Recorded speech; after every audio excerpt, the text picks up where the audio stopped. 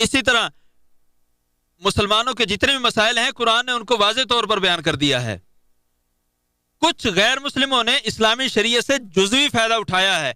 اب یہ تو نہیں ہو سکتا کہ سارے کے سارے لوگ مسلمان ہو جائیں، تاہم اب یہ تو ممکن نہیں ہے کہ سارے کے سارے لوگ مسلمان ہو جائیں، تاہم یہ ہے کہ مسلمانوں کی ذمہ داری بنتی ہے کہ وہ خود کتاب و سنت پر مضبوطی سے عمل پیرا ہوں۔ جس وقت لوگ مسلمانوں کو دنیاوی امور میں ہی صحیح، جب عملی میدان میں بطور نمونہ دیکھیں گے تو وہ بھی مسلمانوں سے استفادہ کر سکیں گے۔ آدم کی ساری اولاد خطا کار ہے، اور خطا کاروں میں سے بہترین وہ ہیں جو بہت زیادہ توبہ کرنے والے ہیں۔ اللہ تعالیٰ کا فرمان ہے، یقیناً یہ قرآن وہ راستہ دکھاتا ہے جو بہت ہی سیدھا، اور ایمان والوں کو جو نیک عمل کرتے ہیں اس بات کی خوشخبری دیتا ہے کہ ان کے لیے بہت بڑا اجر ہے۔ اللہ تعالیٰ میرے اور آپ سب کے لیے قرآن کریم کو خیر برکت والا بنائے، مجھے اور آپ سب کو اس کی آیات سے مستفید ہونے کی توفیق دے، ہمیں اور سید المرسلین کی سیرت اور ٹھوس احکام پر چلنے کی توفیق دے۔ میں اپنے بات کو اسی پر ختم کرتا ہوں۔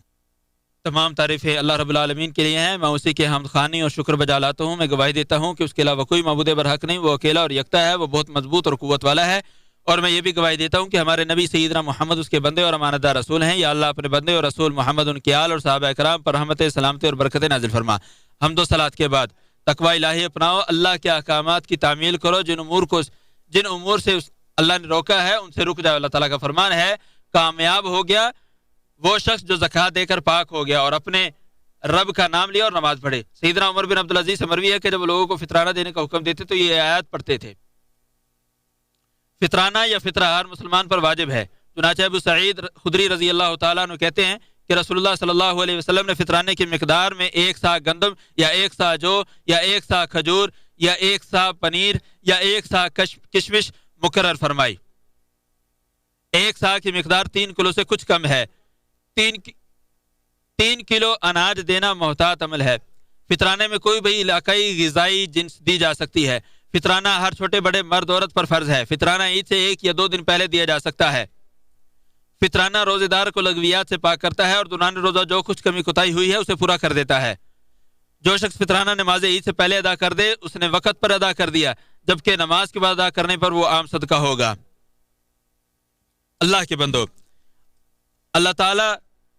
اور اس کے فرشتے نبی پر درود بھیجتے ہیں، ایمان والو تم بھی ان پر درود و سلام بھیجو، اور آپ صلی اللہ علیہ وسلم اس لیے سید الاولین والآخرین اور امام المرسلین پر درود پڑھو۔ اس لیے سید الاولین والآخرین پر درود پڑھو۔ اللہ تعالیٰ کے رسول کا فرمان ہے، جو شخص مجھ پر 1 درود پڑھے گا اللہ تعالیٰ اس پر 10 رحمت نازل فرمائے گا۔ اللهم صل على محمد وعلى ال محمد كما صليت على ابراهيم وعلى ال ابراهيم انك حميد مجيد اللهم بارك على محمد وعلى ال محمد كما باركت على ابراهيم وعلى ال ابراهيم انك حميد مجيد۔ یا اللہ صحابہ کرام سے راضی ہو جا، یا اللہ تمام صحابہ کرام سے راضی ہو جا، خلفائے راشدین ابو بکر عمر عثمان اور علی سے راضی ہو جا، تابعین کرام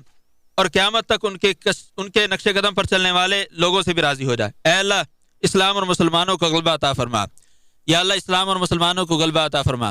یا اللہ شرک اور مشرکوں کو ذلیل و رسوا فرما، یا اللہ کفر اور کافروں کو ذلیل و رسوا فرما، یا اللہ تیرے اور دین کے دشمنوں کو ذلیل و رسوا فرما، بے شک تو ہر چیز پر قادر ہے۔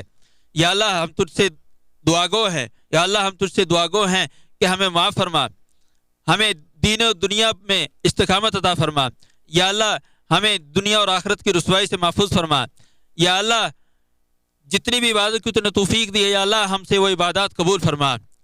یا اللہ ہم سے اور تمام مسلمانوں کی عبادت قبول فرما، یا اللہ ہماری تمام کی تمام خطائیں معاف فرما دے، یا اللہ تمام مسلمانوں کو معاف فرما دے، یا اللہ تمام فوت شدگان مسلمانوں کو معاف فرما دے، یا اللہ تمام کے تمام پوری دنیا میں مسلمانوں پر رحم فرما،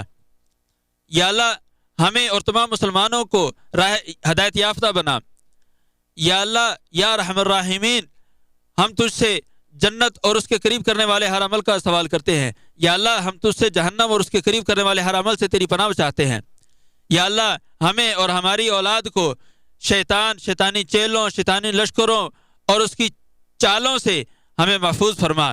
یا ذوالجلال والاکرام، یا اللہ ہم تجھ سے اپنے نفسوں کے شر اور اپنے برے اعمال کے شر سے تیری پناہ چاہتے ہیں، یا اللہ تمام مسلمانوں کو ان کے برے اعمال کے شر سے محفوظ فرما، یا رب العالمین یا رحم الراحمین، یا اللہ فتنوں کا خاتمہ فرما دے، یا اللہ فتنوں کا خاتمہ فرما دے، یا اللہ مسلمانوں کو فتنوں سے محفوظ فرما لے، یا اللہ ہمارے ملک اور تمام مسلم ممالک کو فتنوں سے محفوظ فرما دے،